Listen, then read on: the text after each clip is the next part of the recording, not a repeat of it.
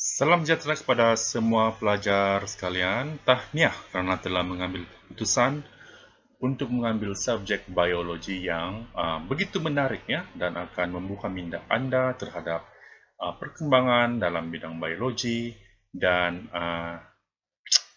sumbangannya kepada kehidupan. Jadi pada hari ini saya akan membincangkan tentang apa itu biologi, keselamatan dan peraturan dalam makmal biologi, cara berkomunikasi dalam biologi, dan penyiasatan saintifik dalam biologi. Apakah itu biologi? Okey, biologi berasal dari perkataan Yunani ataupun Greek ya. Bios bermaksud kehidupan dan logos bermaksud kajian. Jadi biologi bermaksud kajian terperinci tentang benda hidup dan persekitaran semula jadi. Baik, contoh-contoh bidang biologi adalah botani, kajian tentang tumbuhan, fisiologi, kajian tentang proses hidup, genetik, kajian tentang keturunannya, dan ekologi, kajian antara interaksi antara alam sekitar, dan mikrobiologi adalah kajian tentang organisma-organisma yang kecil. Okey? Dan ada banyak lagi cabang-cabang biologi yang lain, contohnya histologi, taksonomi, anatomi, biokimia, zoologi, dan sebagainya. Sumbangan biologi dalam kehidupan harian adalah begitu besar. Okey, contohnya dalam bidang perubatan, biologi telah membantu dalam menjelaskan proses-proses penyakit, dan bidang farmasi, bidang penghasilan makanan, bidang pertanian dalam penghasilan bahan baru dalam tanaman ataupun mikroorganisma, okay, dan juga bidang industri.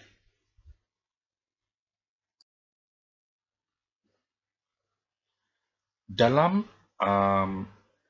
makmal biologi, langkah-langkah keselamatan haruslah ya, diamalkan, okay, untuk mengelakkan daripada perkara-perkara yang tidak diingini ataupun kemalangan daripada berlaku.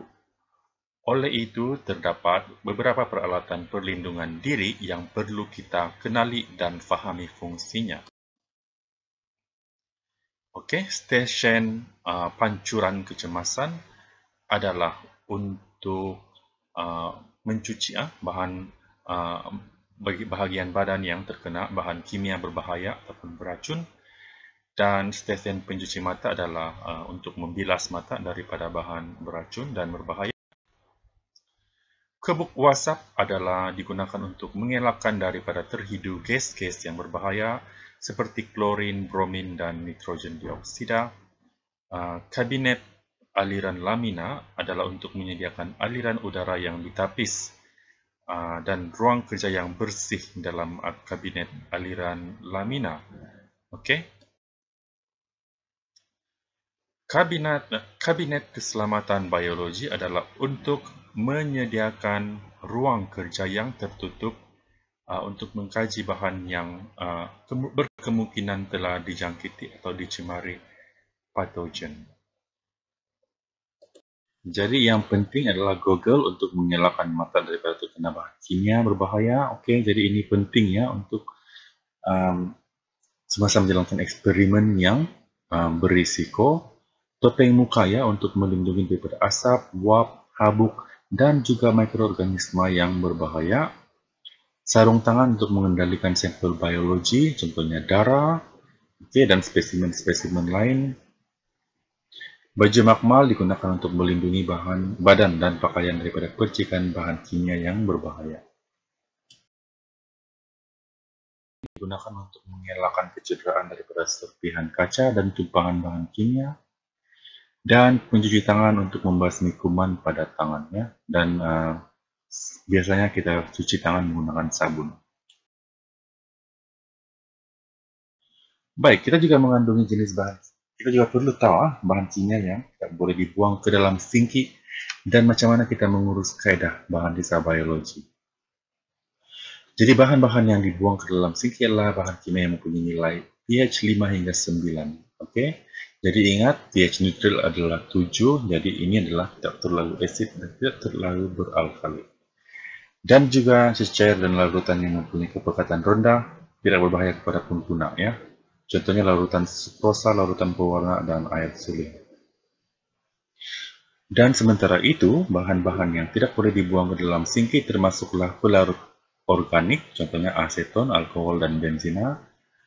Nilai pH kurang daripada 5 atau lebih daripada 9, yaitu terlalu berasid dan terlalu beralkali, ataupun asid kuat ataupun alkali kuat. Bahan kimia, contohnya asid grease dan minyak yang boleh menyebabkan pencemaran ataupun implikasi lain. Sisa pepejal, contohnya bahan kimia, kaca dan getah, karena ia boleh menyumbat ya. Logam berat merkuri, ini adalah sangat toksik. Bahan meruap, bahan toksik. Bahan sisa organik, contohnya mikroorganisme atau bangkai, bahan reaktif dan bahan radioaktif. Jadi semua ini adalah semua benda ini tidak boleh dibuang ke dalam sinki secara terus. Jadi bahan sisa biologi terdiri daripada 4 kategori yang berbeza-beza kaidah pengurusannya. Contohnya kategori E ialah sisa tajam. Jadi masukkan dalam bekas khas untuk benda tajam yang tidak perlu disteril lah. Contohnya adalah jarum, picagari, kaca, dan scalpel. Kategori B, sisa tidak tajam, contohnya sarung tangan, tisu, piring petri, bekas kultur plastik, dan agar-agar yang sudah mengeras. Jadi dibungkus dalam bag plastik berbahaya tahan autoclave, disteril dalam autoclave dan masuk dalam tong bahaya, dan tidak boleh dibuang dalam tong biasa karena mempunyai risiko menjangkiti. Okay. Seterusnya kategori C, bangkai haiwan. Okay. Bangkai termasuklah organ, sisa tisu haiwan normal. Biasanya dibalut dengan bahan penyerap, contohnya kertas tisu atau kertas surat kabar. Kemudian dibungkus rapi dalam bag plastik dan kemudian disejuk bekukan karena bahan-bahan ini mempunyai kaedah perebusan yang khas ya. Jadi ini penting apabila semua pelajar sekalian sudah masuk ke alam persekolahan di peringkat university dan di sana Anda akan terdedah ya, dengan kaedah-kaedah seperti ini. Contohnya apabila Anda menjalankan eksperimen tikus, Anda tidak boleh membuang bangkai tikus ataupun hewan lain sesuka hati karena semuanya itu harus dimusnahkan secara saintifik, mungkin dengan cara insinerasi ataupun pembakaran. Seterusnya kategori D ialah cecair atau yaitu kultur kaldu, cell culture, medium cecair seperti darah. Jadi semua cecair mesti dikontaminasikan secara autoclave. Bagi pelajar yang sudah mengetahui fungsi apa itu autoclave, autoclave ini adalah satu mesin ya, seperti oven, tetapi dia mempunyai tekanan yang tinggi dan mempunyai kelembapan juga untuk membunuh bakteria dan juga organisme-organisme lain. Jadi sisa cecair perlu disteril sebelum dilepaskan dengan segera. Yang perlu diambil untuk mencegah kemalangan dalam makmal ya. Jadi tidak dapat dinafikan walaupun begitu berhari-hari, tetapi terdapat juga kemalangan yang berlaku. Contohnya alat-alat ataupun beradas makmal pecah, terjatuh, dan sebagainya. Jadi apa yang harus dilakukan? Apabila berlaku tumpahan bahan kimia, perlu maklumkan kepada guru. Jadi jangan jadikan kawasan tumpahan sebagai kawasan larangan dan jangan dekatnya. Jadi sekat tumpahan bahan kimia daripada merebak dengan menggunakan pasir dan kaut tumpahan bahan kimia dengan menggunakan alat yang sesuai. Jangan menggunakan tangan kosong ya. Jadi buang dengan selamat.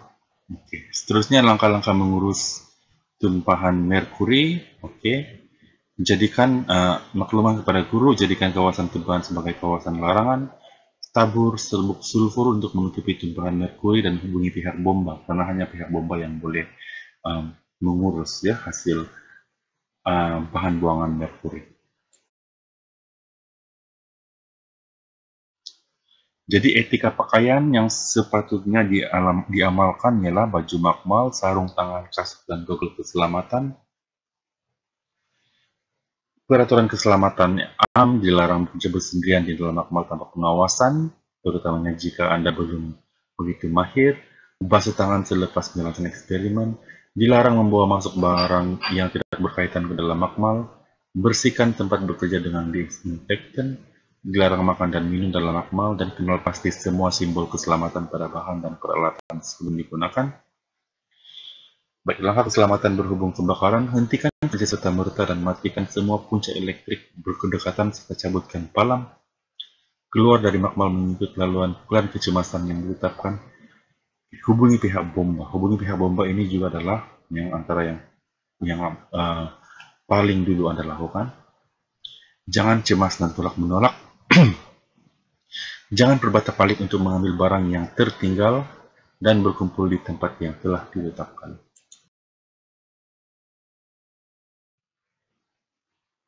Oke, pengendalian bahan kimia dan kaca perlu laporkan kepada guru dan jauhkan bahan kimia yang mudah terbakar daripada sumber nyalaan api, dan dilarang menyentuh, merasa menghidup bahan kimia secara langsung, dan jika tersentuh ataupun terkena bahagian badan, cepatlah menyuci dengan air ya. Guna sarung tangan yang sesuai ketika mengendalikan spesimen biologi. Spesimen yang tidak berbahaya dan telah dibedah hendaklah ditanam atau disejuk suhu. Contohnya pembedahan katak dan sebagainya. Cuci tangan dengan bahan pencuci antiseptik selepas eksperimen, dan semua permukaan haruslah dibersihkan dengan disinfektan, ya, contohnya Dettol ataupun alkohol 70% ke atas. Prosedur kecemasan yang perlu dipatuhi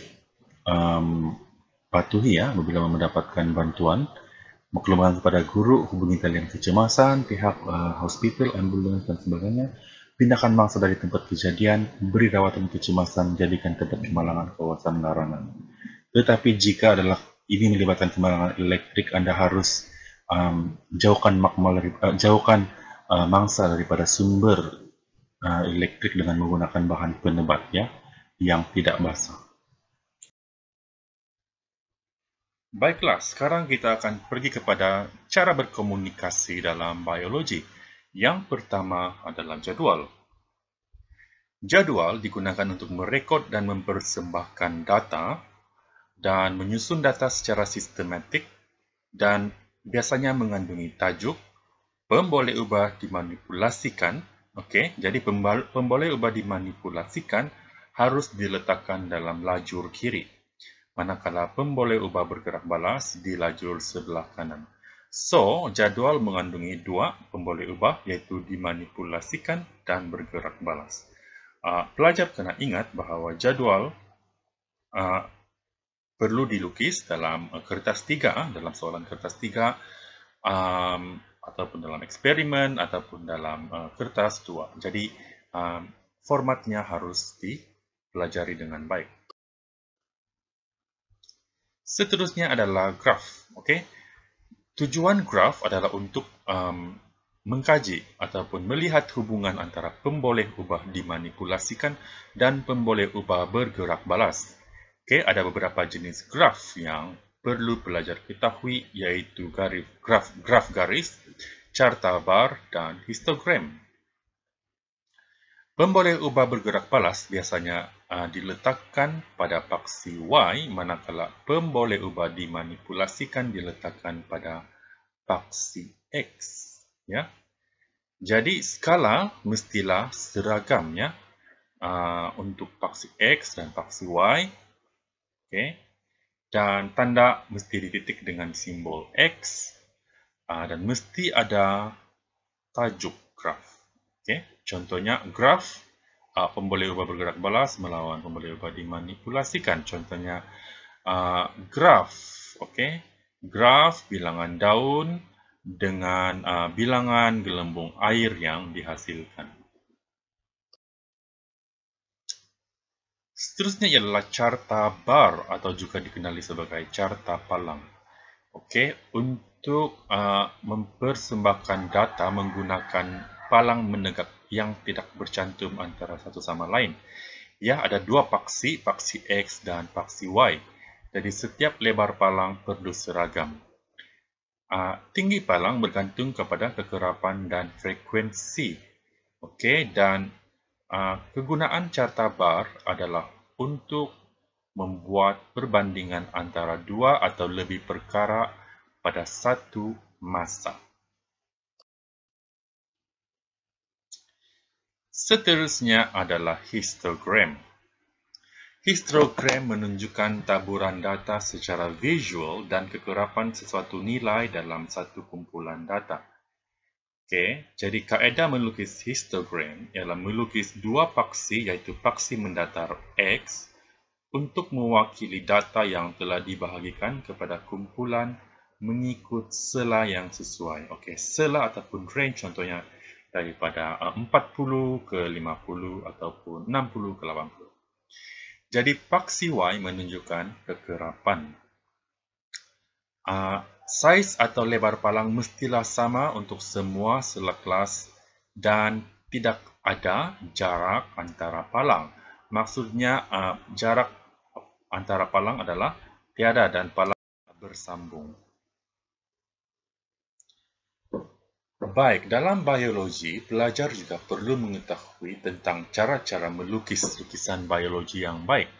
Jadi, lukisan mestilah dapat menggambarkan imej satu spesimen yang diperhatikan, besar dan tepat dan menggunakan pensel sahaja, tidak berlorek secara artistik, garisan jelas, bersih, berterusan, tidak terputus-putus.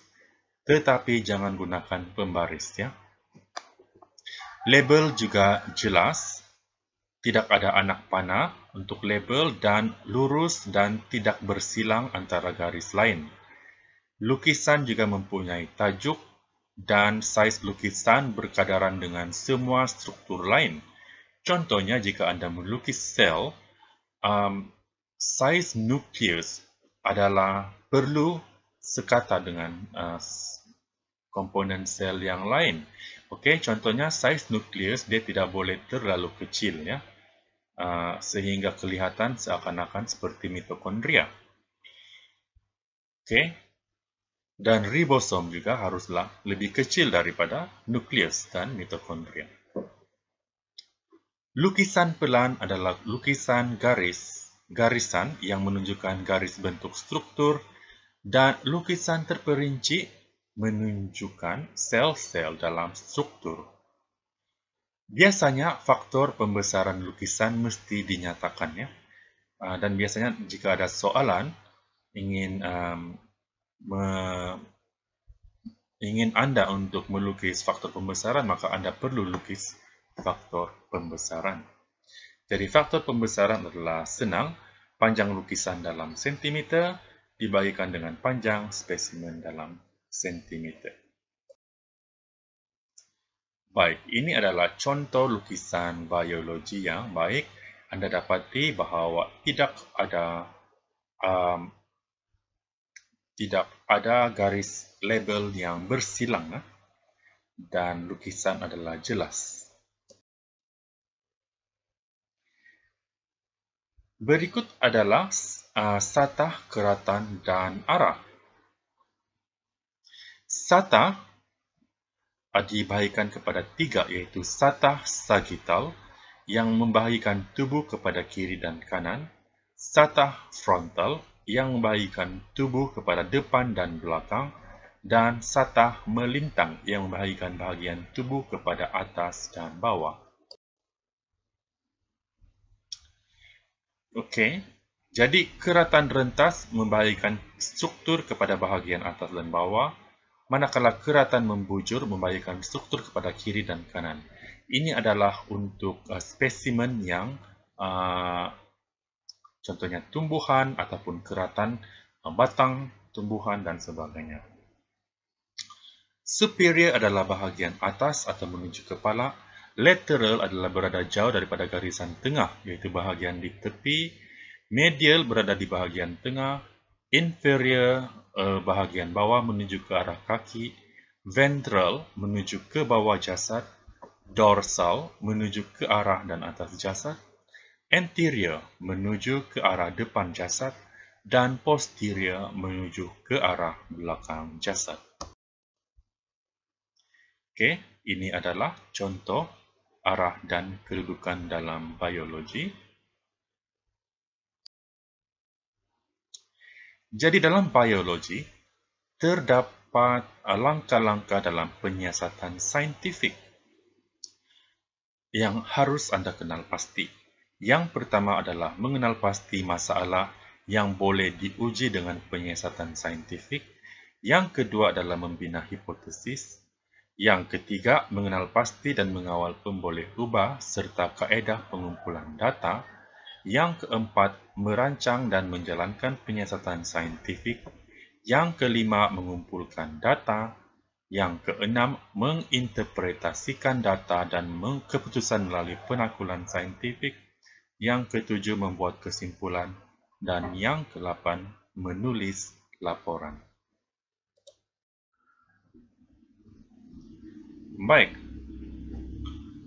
dalam biologi, amalan sikap saintifik dan nilai murni adalah penting. Ya, jadi contoh-contoh sikap saintifik dan nilai murni adalah minat dan ingin tahu tentang alam sekeliling, jujur dan tepat dalam berekod serta pengesahan data, rajin dan tabah dalam menjalankan satu kajian, bertanggungjawab terhadap keselamatan diri dan rakan serta alam sekitar, menghargai dan mengamalkan kehidupan yang bersih dan sehat, menghargai sumbangan sains dan teknologi, dan berfikiran kritis dan analitis.